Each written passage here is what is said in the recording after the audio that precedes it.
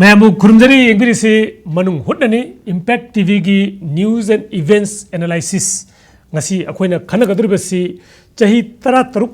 chara helaba matungda pandam phangba ngamaro habagi wakhalonda ngasi chara henba tokiba irom sarmila gi matangdani manipurda imphal da manipur capital imphal da international amasung national media punumna omjhallaga mayam gi mamangda ngasi chahi tara taruk charaktaba chahi tara taruk natonda akogi government ki custody makhada nose fit to lakpa samila ngasi ahan boina mahak akoi honey test tauki loina ising thaki loina mahaki taratruk suba chahi taratruk chara hena lakpa se ngasi lepkhre loina rajniti da khongtharaga mahakna chahi taratruk chara hen laga phangmangam daba aswasi soina phangmangam daba khonagani haibagi pandang loina mahaki strategy hongre lakliba होंगिबा strategy असिदा प्रजा मियामना करी खली प्रजा मियामना करी reaction तौरकनी मसी मथंग मथंग सोइदमक अनफोल्ड तौरकनी अदुबु ngasiगी ओइनदी अखोगी स्टूडियो दा बागना लोखलिबा स्टेप असि काय भावबा एक्सपेक्टेड नो कराय भावबा मसीगी मणिपुर प्रजा दा करी इंपैक्ट लेगदगे हाइबदु खननेनबा अखोगी स्टूडियो दा आम द लेजिन लेजिसी प्लीज वेलकम एन सरातोंबा editor Manipur mail thank you for joining us thank you लोनेना लेंजन बिरिसी Rakesh Meihoubam executive director human right law network ने अप्रिशिएट योर जॉइनिंग अस लोनेना अखोगे स्टूडियो दा लेंबिरकनी हजिक तोगान तोगान बा कमेंट मैम पीना लेरी अखोय Bablu Loitongbam executive director human right alert नि हेक लाकपगा अखोगे स्टूडियो मनुंग मा चांगा मागी कमेंट सु लौगनी अदा हजिक हजिक लेरिबा फियम मुदु ताक्सगे हजिक सी समिला ngasi कोर्ट न थादोखरबा मतुंग मा अखोगी नेगेटिव फीडबैक है प्रजादगी लाप हौख्रे हाइफेट अखोई मागना पॉलिटिक्स चंगनेबगी यानिंगदबा समिलाबू चरा हेलिंगे मतमदा समिला कनबा लुप हैदना अखोगी माकु सपोर्ट तकवा इमा इवेंट सिंगनदी फ्लैटली समिलाना राजनीति चंगबजी यानिंगदे हैबा फोंदोखरे लोइना हौजिक समिलागी माकी स्टेप सिदा Karamba मौंग लोखगे हैबदु मयाम ngaini yengnari hojiji oinadi akoina phongba pawda mahaksi kaisampart lemjam lekai akoigi da leiba dr suresh yumda chatlubada jaga adugi mioi singna changhalakte haibadagi city police station da puraba matung iskonda hoji amuk chakhe hai makhatana akoigi pawmi singna karaida kari mawngda samila legi do tracking tauri ngasi akoi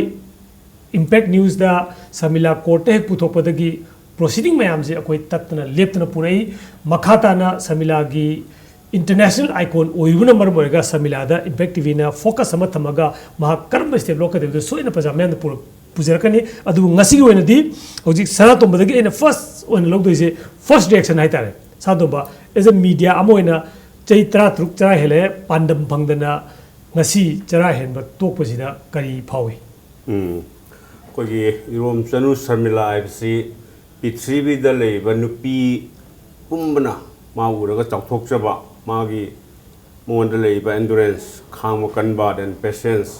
मसी मोय पदिमन lion ngakpa jani amdi moina nupi habisina ibn nupa de hele habisi samila na proof toribani mana toriba sei tratuk tarai hen bai si पृथ्वी द मसी ngamgado mi amuhana thora roi koigi dan masi unprecedented haga mamang na su thokidribani मान चरा हिमसे Topsi surprise होय अदु मान ममांग already हन लाउथोखरबनिना अदु खुदक होनी टेस्ट का तौर पर सिमसु ngaktingai मदु ngaktingai हाइबा ताइ मा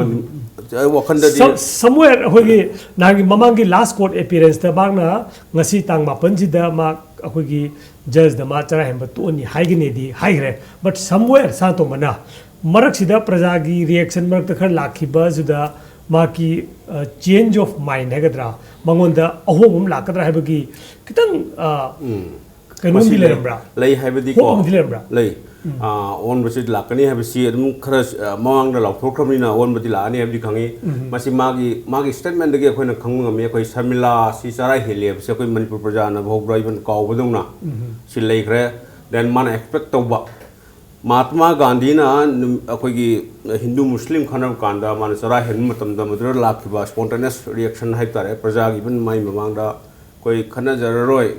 कुलाई थादक जरगे कायबा दुगुंबदु मानसु एक्सपेक्ट तोरम भी आए मान पामीबा armed forces special power act है यूनिलेटरल एक्शन है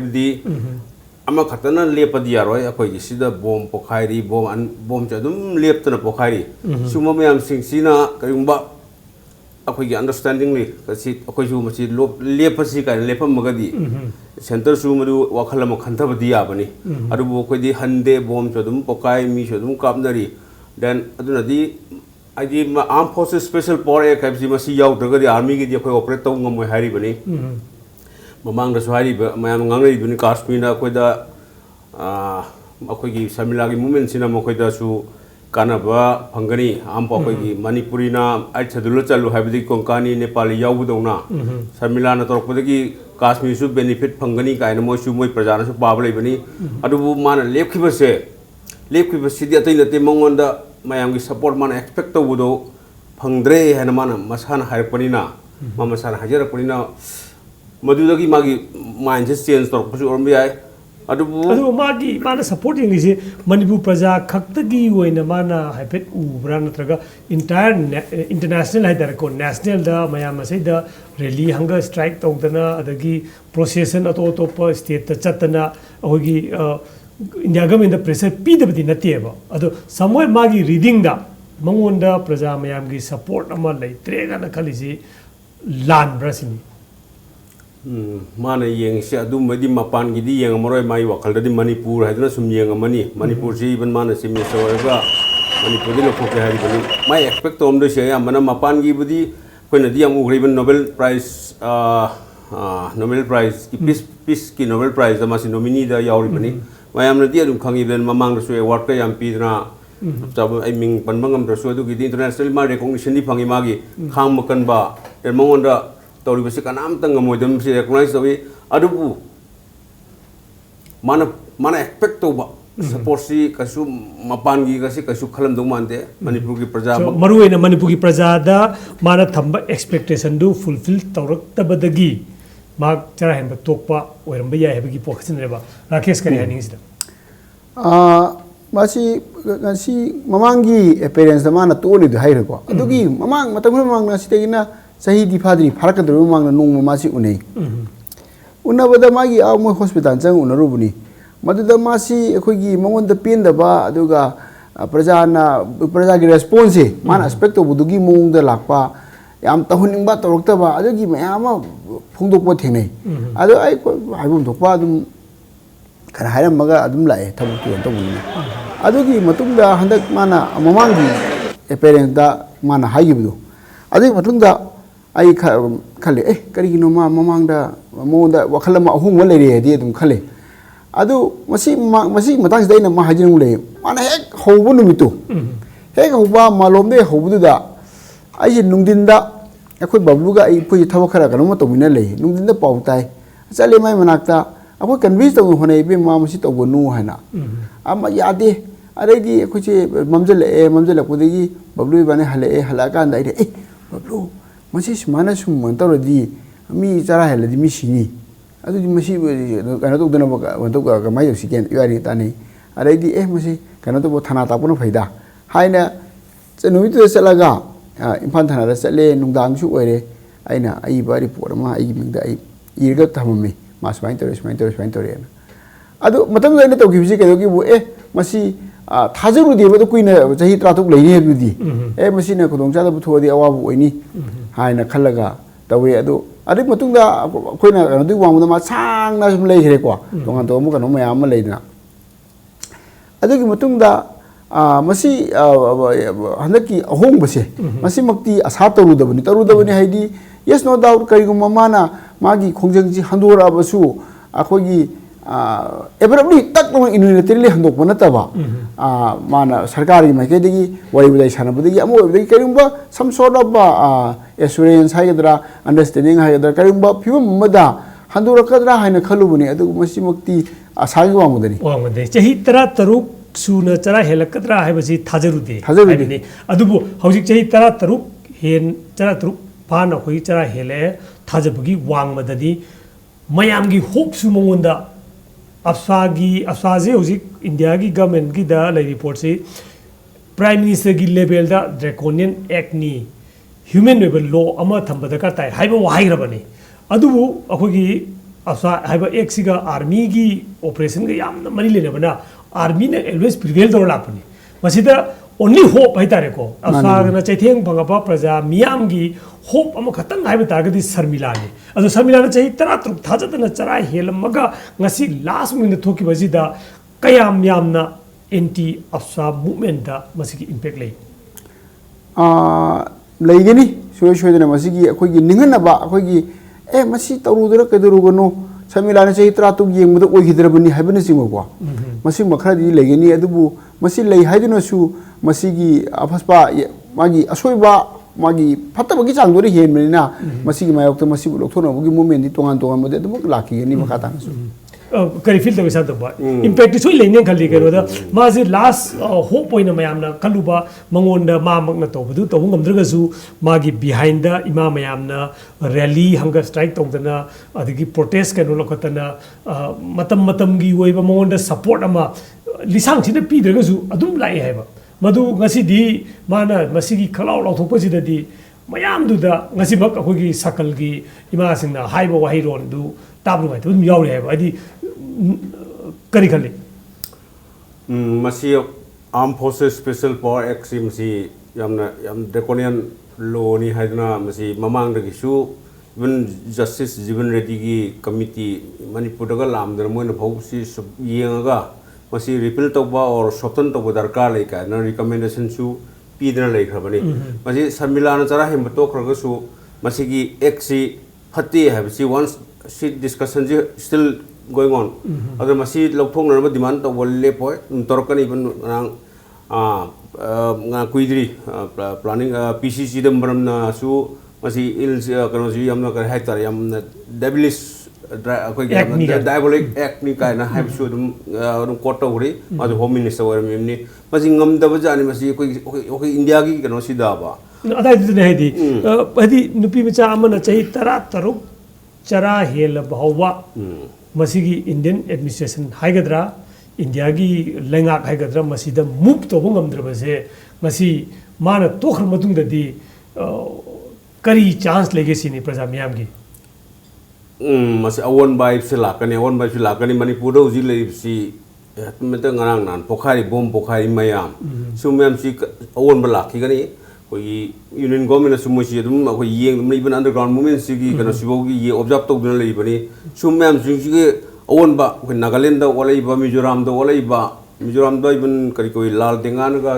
मा ओलक्तना पीस कोर्ट कट तौखरेबा सि मणिपुर सु ओलो हैबलेते सुमबम याम दु लागदी इवन डिमांड तौगे तौरोय तो मोइदा मिजोरम दा पीस बोनस फाव पी तमजुगी 800 करोड़ का पीदना तौरिबनी शांति ऐसी पामी कोई दसु तरिंबा हरिसिनी वन शर्मिला फाइट तब ngमद पोटू कोई मणि कनान खंगनी मणिपुर पीस तोक तौरक्तना लालहौबगी इरांग असी मसाना याजदना अखोइसु अदि अदु अवनबदु लागदी armed forces special power act अदुम आई कैदौनी कै आर्मी सु दरकार सुले तब बेरेक त लेगदौ पोतुदा मु अफसपा थमदलुदना सिसु मतमन परकदौ परमनी हता हय चैत्रा तु ngमद्रगसु मतमन अवनबदि दुम परकनी अवन बा से एवरी सेकेंड से अवन बी अवन गायबी वारी ने राकेश स्वाइसिद अखोई कनो हाइगद्रको अखोई प्रजा मियामना अहानबद शर्मिलाना चरा हेलिंगैसिद ख्वाइदगी हार्डेस्ट हाइगद्रा नत्र ख्वाइदगी अवाबा ख्वाइदगी अरुम्ब पोलुब मखक शर्मिलाना पुदना लेरिमिना प्रजा मियामजु अखोई लाइथोकपगुम्बा अमा लेरमगद्रा ngasi शर्मिलाना तोखरमिना प्रजा मियाम की साइड की आस्वागी इहोगजी प्रजा की इहोवेन अमुक हौरकपु याबगी कनु लेब्रा चिंगब लेब्रा कैले प्रजा की इहोगदी लाग होजिकी मा तोखर मांग मरोयना अखोजु ngमरोयना तुमिना लेसिंगिदो मानब्रा प्रजा दा वइना अदुमक्ति ले आई थाजदे तोंगानबा मोंग अमगी इहोगदी सोदिगी लाखिगनी मागी इंटेंसिटी दो कनबा नत्रगा तपना अमनी अदो इहोगदी सोदिना लाखिगनी हैने खली आदि मसिगी मसी अपस्पागी चैथेंगदी अदुम लिसांगसिना अदुम लेइबा पोनिना अदो मसिगी चैथेंगमदी लेहिगनी अदुगा मसी आइगी मोतदी यामना अखोगी थाजेबा अखोगी एस्पेक्ट तोरंबा अदुगी पुरप वांगदनी अदुगा मसिदा इना थमजरिंग वनने मागी कनोसिदा सैमलागी सांगब चही तरातुकी मूवमेंट सिदा माक्सी कनो तौरे अहम मासी अखोगी पुलिस ने फारे अदि मुतुंगदा मासी अंडर ट्रायल प्रिजनर थम्मे थम मुतुंगदा लिसांग सिना अदुम थम्बदा यानन बा अखोगी लीगल इंटरवेंशन से सिंग तांग दम थमजगे अखोई तौरगा अखोई यानन बा लीगल इंटरवेंशन अदि अदुम लिसांग सिना खादोतना अदुम दुम लेबम तांगसिदा अमख मागी प्रोलॉन्ग डिटेंशन तौसी लाली हैन अम चैलेंज तवे आ तौबसिदा मतमदा अखोगी Guwahati high court principal bench ता गुवाहाटी तवी तौबुदि मणिपुर सरकार एमनसे रिप्लाई से लाई लाखपदुदा मणिपुर सरकार ना कहेदा अखोई शर्मिला थादोकपुदा अखोई ऑब्जेक्शन लेते हाइने इयो अदगी जज दुना मतमदुगी जज दुना सरकार नसु ऑब्जेक्शन लेते थादोको अदुदी थादोकरो हाइना हाइबदगी शर्मिला सी थादोए थादो मतुंगसिदा आचा अमुक खरा चराइले अदगी मु मतमदगी सरकार दुना इस अखोई अदि मदु मरुंगदा करी अंडरस्टैंडिंग लेहौदबनो खंगदे मोगिदी आई बोइन दिपे था अखोई ऑब्जेक्शन लेतेना मरे अरोबदा मतमदा लेरंबा एजी दुना एबगजने दुना मदु अखोइना तोबो लाले खोलेन तौना अमुक चैलेंज होयबो सगी थादो खरो हाइबो पोतु अमुक चैलेंज मा यानदेना अदमाना तवे अदु सोमनि थादो खरबनिना अखोगी थादो खर मतुंगदा अमुक चा हेलै मिना सिगी नागी थोक दारगदी अखोगी लॉ एंड ऑर्डर की प्रॉब्लम दाबगी हम पाखल कुई पोनेबा माने अदमाना चैलेंज तौना तवे अदु माना अमुक जरा हेनबा हौग्रबनिना अमुक मनुंगबुदी पुसलगा लेखिबा ओके अदुम तांखक लेखि ओके मतंग सिदा कोई ब्रेक अमा लौजगे but stay with us break की मतुंगदा समिलाना लौखललिबा अनौब खोंगतांगसी कयाम यामना सक्सेसफुल ओइगदगे हाइबदु सोइदनम अखोगी पैनल मेंबर्स सिंग खनजगे स्टे विथ अस अखोई ब्रेक अम लौजगे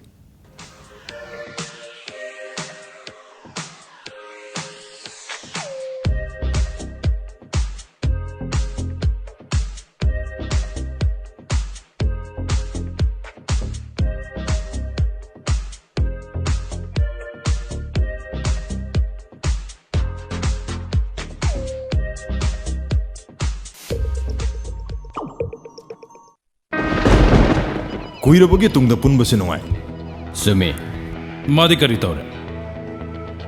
मागे से डबल स्ट्रेंग निंगसिंग पमाली मंगोंद पियो double strand liver tonic Lipsep DS Lipsep DS Double Strand Liver Tonic.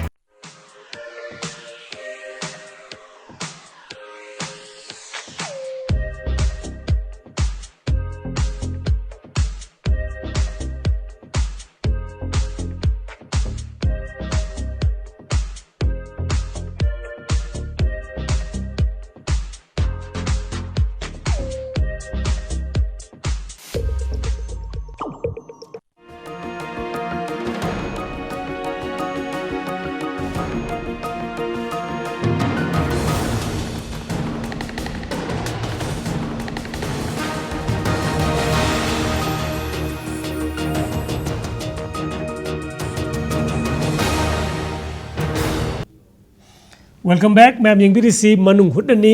ख्वाइदगी latest होइबा इरोम शर्मिला की मूवमेंट अखोगी रिपोर्टर सिंह सुम ट्रैक तौर लापजे ngasi सिटी पुलिस स्टेशन दा चलु मतुंग इस्कॉन दा अमुक अखोई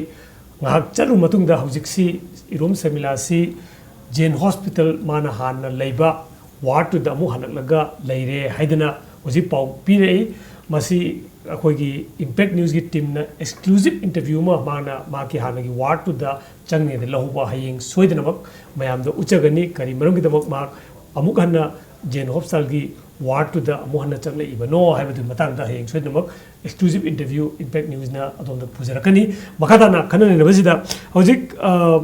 मागी करोसी अखोई पीपल की एक्सेप्टेंस की पोर्ट अमसु लागतोरी जिकी ngasi की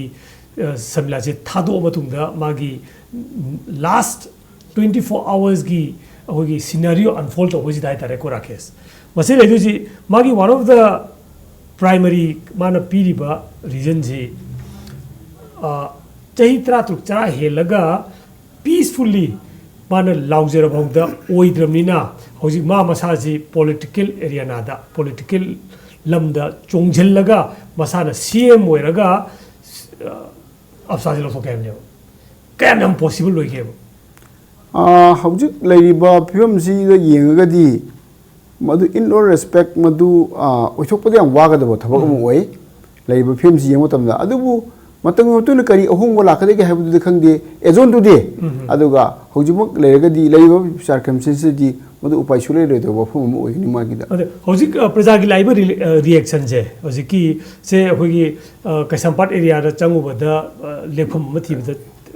ꯃꯌꯥꯝ ꯌꯥꯅꯤꯡꯗꯕꯒꯤ ꯃꯑꯣꯡ ꯂꯥꯛꯑꯦ ꯑꯗꯒꯤ ꯁꯤꯒꯨꯝꯕ ꯄꯣꯠ ꯂꯥꯛꯄꯁꯤꯗ ꯄ꯭ꯔꯖꯥꯅ ꯃꯥꯒꯤ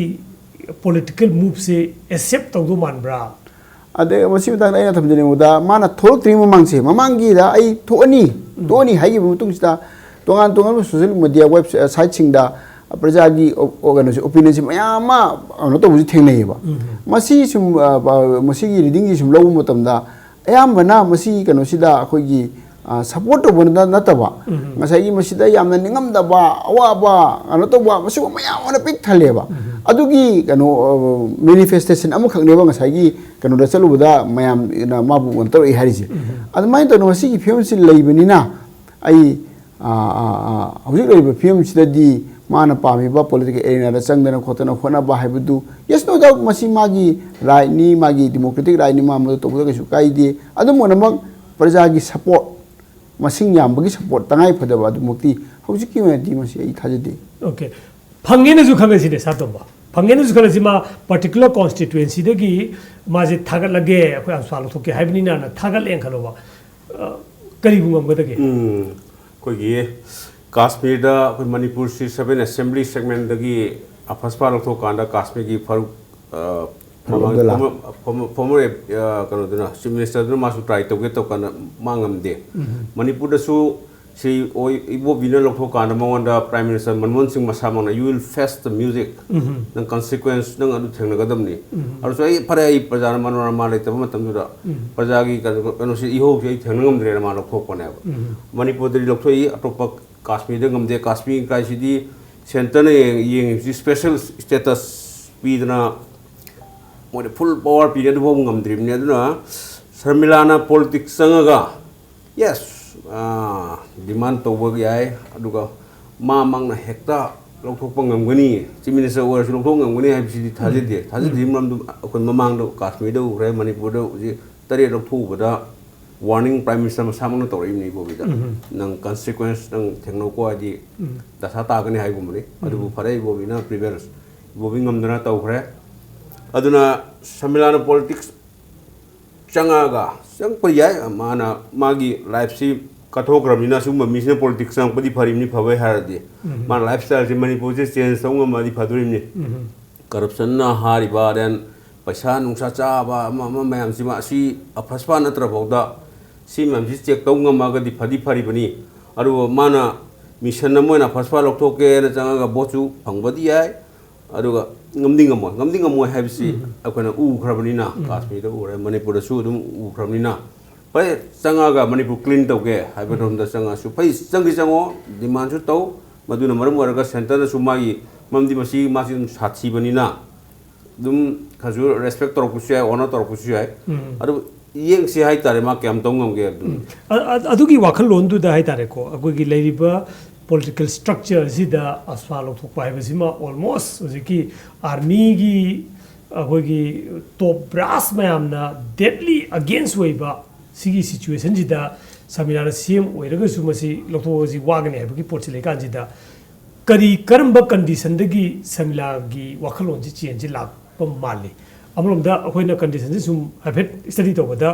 आइसोलेशन आइदारे चही खरदगी अखोइ समिलाजे ममांगददी अखोइ याम उन्नबा प्लेस का उन्नबा दुम पेले अदु बांदक लो सेमदना लुपा लाख अमा डिपॉजिट तौददी याते कन सम पीरियड ऑफ आइसोलेशन अमा खक्ति तौग्रबा सिगी इंपैक्ट का लेरमगद्रा करी माले मा मसामो सा एडमिट तौग्रे मागी चेन सि क्रमाइन तोरिनो हाकंदा लाइक अनि पारुई हाय लाइक अनि दु पारु दai पानी कई लाइक नो खंगदे मा पारु दो मणिपुरी मचानी इरा मपान गिना इब्रा लाइक पारु बदगी वखन जे होंग पनि हाय मसी या अदुम याव बजानी लाइक सिदे द थंगना बदगी मा अनमय तोपसु या द्रगन आइसोलेशन मी उनदब दगी मा बुसुम प्रजान ने आइदि खबर पारम गदर के दोंगदा खंगदरे को ममदी प्रजा गाम तो उनदरे अन्ना दुम ने आइबु मयाम इनथोक पिरे कौथोक पिरे ना खलम दुसु याय अदुबु ममांग द नेल्सन मंडेला कोगी थोड़ा साउथ अफ्रीका की प्रेसिडेंट सही कुंतरेट mai isolation du even ka manung du kakjing chat phau de hairi aro yam thora ga mong manin ta na thora ga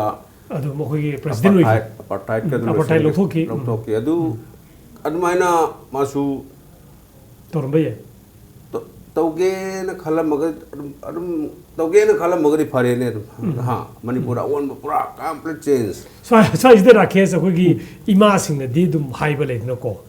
karigumba sarkar gi machination haigadra sarkar gi gi lalong haigadra samila ji somehow anyhow gi freedom curtail do badagi sen pisan badagi adagi tongan tongan ba gadget na pisan badagi si mayam jina gi mongonda change of mind ma polang no machak oi bagi kari possibility le madumak ki khudam yengbadadi phangde adubu leiba magi isolation gi kari kari leiba mayam se masina mongonda magi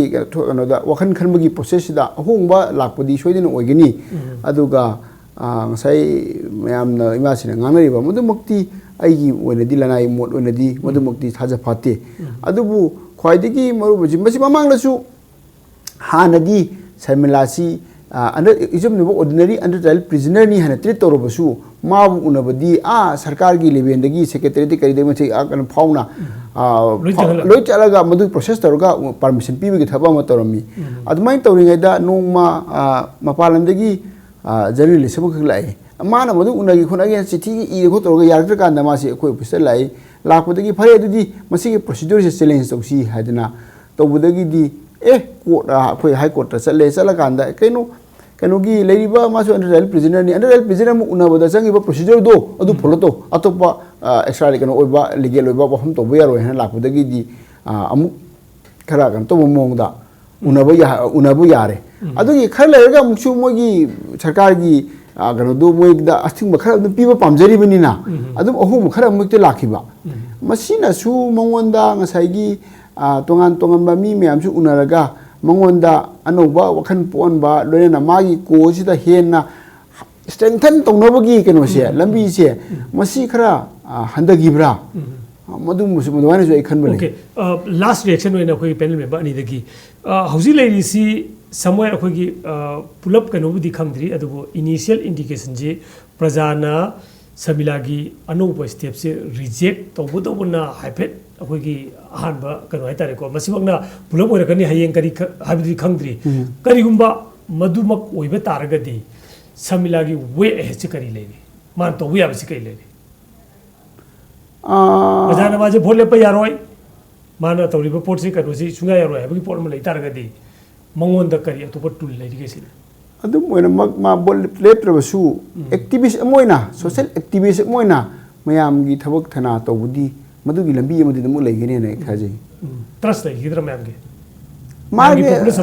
popular support ha bagi letter basu madu amuk ana regain tobudi ngamgani mana toriba activity duna hona bataragadi sadu bakai mole samila yam suffer tore ha he suffer a lot ko ma si ubada even ai mamangda khar mamangda magi family gi interview toruda magi mother na ai reporter thar ga ibna ibni ai mana chak chakhu tong sab da yengning khra da hinging ai sida ma mother adu emotional oi sum awa ji u sida nasal tup ka ha pa sum le dung si lok thok tan u da bhoda ai yu akale human being ai ko sir kha su emotional oi ban mi ni yang wa ba nu pi ma se thinjala le ram badu kitang lok thok ba u da bhoda adu ꯁꯪ ꯋꯥꯔꯕ ꯃꯤꯗꯣ ꯑꯃꯨꯛ ꯄ꯭ꯔꯖꯥꯅ ꯑꯃꯨꯛ reject ꯇꯧꯕꯤꯔꯗꯤ ꯃꯊꯪꯗꯁꯨ ꯀꯅꯥꯝ ꯊꯣꯔꯛꯑꯔꯣꯏꯕ ꯑꯩꯁ ꯐꯥꯏꯠꯁꯨ ꯇꯧꯔꯨꯕ ꯑꯗꯨꯒ ꯄ꯭ꯔꯖꯥꯅꯁꯨ ꯔꯦꯀꯣꯒꯅꯤꯁꯟ ꯄꯤꯗꯕ ꯃꯤꯁꯦ ꯍ꯭ꯌꯨꯃꯦꯟ ꯅꯦꯆꯔꯁꯦ ꯑꯩꯁꯤ ꯁꯨꯝ ꯆꯠꯀꯅꯤ ꯑꯗꯨ ꯁꯣꯏꯔꯛꯑꯀꯥꯟꯗ ꯍꯦꯛꯇ ꯃꯇꯝꯗ ꯑꯩꯈꯣꯏ ꯂꯤꯗꯔꯁꯨ ꯊꯣꯔꯛꯑꯔꯣꯏ ꯐꯥꯏꯠ ꯇꯧꯒꯦꯁꯨ ꯊꯣꯔꯛꯑꯔꯣꯏ ꯄ꯭ꯔꯖꯥꯅ ꯃꯥꯒꯤ ꯑꯋꯥꯕꯗꯨ ꯔꯦꯀꯣꯒꯅꯥꯏꯖ ꯇꯧꯕꯤꯗ꯭ꯔꯒꯗꯤ ꯃꯥꯕꯨ ꯔꯦꯀꯣꯒꯅꯥꯏꯖ ꯇꯧꯕꯤꯌꯨ ꯃꯥꯕꯨ ꯍꯧꯖꯤꯛ ꯂꯩꯐꯝ ꯆꯥꯐꯝ ꯈꯪꯗꯗꯅ ꯀꯣꯏꯆꯠ ꯆꯠꯇꯅ ꯂꯩꯔꯦ ꯀꯥꯏꯕ ꯍꯧꯖꯤꯛ ꯑꯦꯡꯀꯔꯅ ꯍꯥꯏꯕꯤꯌꯨ ꯕꯇꯟꯗꯔꯅ ꯍꯥꯏꯕꯤꯌꯨ ꯇꯥꯕꯗ ꯋꯥꯈꯜꯁꯨ ꯅꯨꯡꯉꯥꯏꯇꯦ ꯌꯥꯝ ꯋꯥꯈ꯭ꯔꯕ ꯃꯤꯗꯣ ꯈꯪꯗꯦ ꯍ꯭ꯌꯨꯃꯦꯟ ꯀꯔꯥꯏ ꯍꯥꯏꯇꯥꯔꯦ ꯍ꯭ꯌꯨꯃꯦꯟ ꯁꯤꯝꯄꯦꯇꯤ ꯍꯥꯏꯒꯗ꯭ꯔꯥ ꯅꯠꯇ꯭ꯔꯗꯤ ꯑꯃꯨꯛ ꯍꯟꯅ ꯃꯤ ꯊꯣꯔꯛꯑꯔꯣꯏ ꯐꯥꯏꯠ ꯇꯧꯔꯒ ꯑꯃꯨꯛ ꯍꯟꯅ ꯃꯤ ꯊꯣꯔꯛꯑꯔꯣꯏ ꯀꯔꯤꯒꯨꯝꯕ ꯁꯃꯤꯂꯥꯅ 16 years best part of her life ꯍꯥꯏꯇꯥꯔꯦ ꯃꯤꯑꯣꯏꯕ ꯑꯃꯒꯤ ꯈ꯭ꯋꯥꯏꯗꯒꯤ ꯃꯔꯨꯑꯣꯏꯕ ꯇꯥꯡꯀꯛ ꯅꯍꯥ ꯑꯣꯏꯕꯒꯤ ꯇꯥꯡꯀꯛ ꯆꯍꯤ 13 ꯀꯠꯊꯣꯛꯑꯕ ꯃꯇꯨꯡꯗ ꯉꯝꯃꯔꯣꯏ ꯍꯥꯏꯗꯅ ꯊꯣꯔꯛꯄ ꯃꯇꯨꯡꯗ ꯄ꯭ꯔꯖꯥ ꯑꯩꯈꯣꯏꯅ ꯔꯤꯖꯦꯛ ꯇꯧꯕꯤꯕ ꯇꯥꯔꯒꯗꯤ inhuman oiba adugumba pot amadi oiba yai adu magna lawriba step sida praja miyamna hayeng kari lorkade habadudi achoba wahang amadi oiri masiga lorena ngasi goradi manungana matang asi losniba tare akhoi ngasi episode se karam toge habadu akhoi Facebook amasung email ID da ibiraga join dobiraga adum khangan bibu yakani ngasi goradi matang sida losniba tare. Thank you very much for watching us. Thank you Rakesh, thank you Sadomba.